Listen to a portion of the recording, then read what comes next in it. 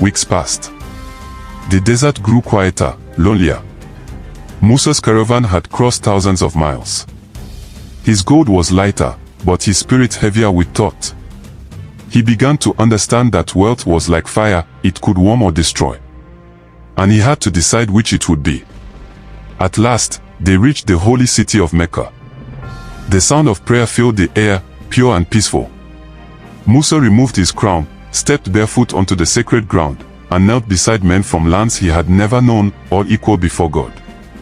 He prayed for Mali, for his people, for wisdom. The world had called him the richest man alive. But in that moment, he felt smaller than a grain of sand under the desert moon. When he rose, tears gleamed in his eyes. "Now I understand," he whispered.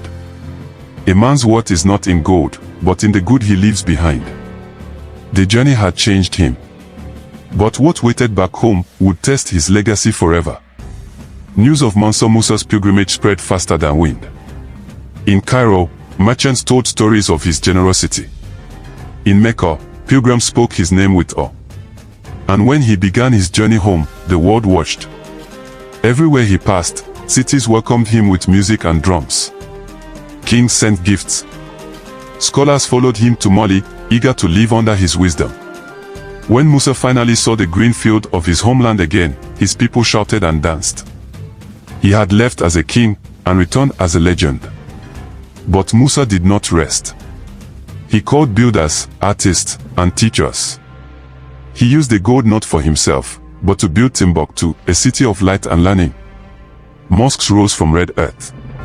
Libraries filled with knowledge.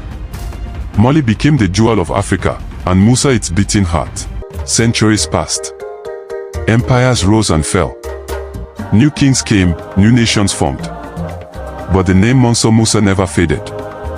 Historians called him the richest man to ever live.